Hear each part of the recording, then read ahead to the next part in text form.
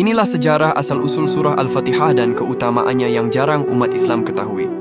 Pernahkah kalian merenungi makna di balik surah yang setiap hari kita baca dalam solat? Surah Al-Fatihah bukan hanya sekadar bacaan wajib. Di baliknya ternyata tersimpan sejarah luar biasa, keajaiban yang menakjubkan, dan keutamaan yang tak terhingga. Surah Al-Fatihah yang berarti pembukaan, dahulu diturunkan di Mekah pada masa awal kenabian. Menurut sebuah riwayat, malaikat Jibril dan malaikat lainnya turun dari pintu langit yang baru pertama kali dibuka hanya untuk membawa dua cahaya istimewa kepada Nabi Muhammad, yaitu surah Al-Fatihah dan beberapa ayat terakhir surah Al-Baqarah.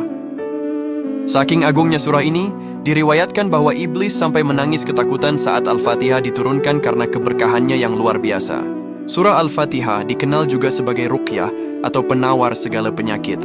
Dahulu ada kisah seorang sahabat yang berhasil menyembuhkan kepala suku yang sakit hanya dengan membacakan surah Al-Fatihah. Hal ini tentu menjadi bukti keajaibannya. Rasulullah pun membenarkan keampuhan surah Al-Fatihah ini sebagai obat dengan izin Allah. Surah Al-Fatihah adalah ringkasan dari seluruh isi Al-Quran dan kitab-kitab suci sebelumnya. Semua ajaran mulai dari tauhid hingga petunjuk kehidupan terkandung dalam 7 ayatnya. Di dalam solat, setiap kali kita membaca Al-Fatihah, kita sebenarnya sedang berdialog langsung dengan Allah. Di setiap ayat yang kita ucapkan, Allah memberikan respons yang menunjukkan betapa dekatnya hubungan antara hamba dan Sang Pencipta. Surah Al-Fatihah adalah doa yang sempurna. Di dalamnya kita memuji Allah, mengakui kebesarannya, memohon pertolongan, dan meminta petunjuk ke jalan yang lurus. Setiap keinginan dan kebutuhan hidup manusia tercakup dalam 7 ayat ini. Banyak ulama mengajarkan amalan membaca Al-Fatihah untuk melapangkan rezeki dan mengabulkan hajat.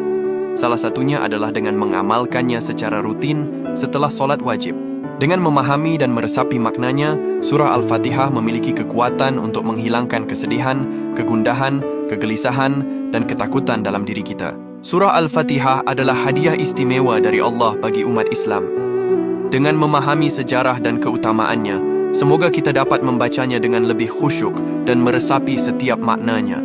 Allahumma salli ala Sayyidina Muhammad.